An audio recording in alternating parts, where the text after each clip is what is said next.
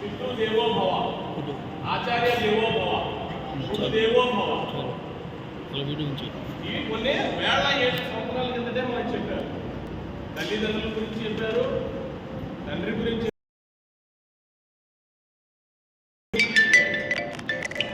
ఆచార్యులు వేరు, గురువులు వేరు. గురువు అంటే మనకు నేర్పించేవారు, ఆచార్యులు వారంటే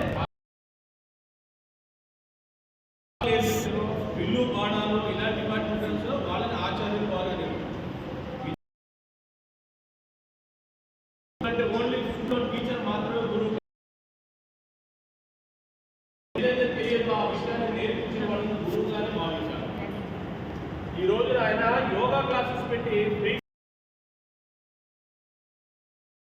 ఇలా ఫ్రీగా అనేది ఆయన సేవా కార్యక్రమం చేస్తున్నారు.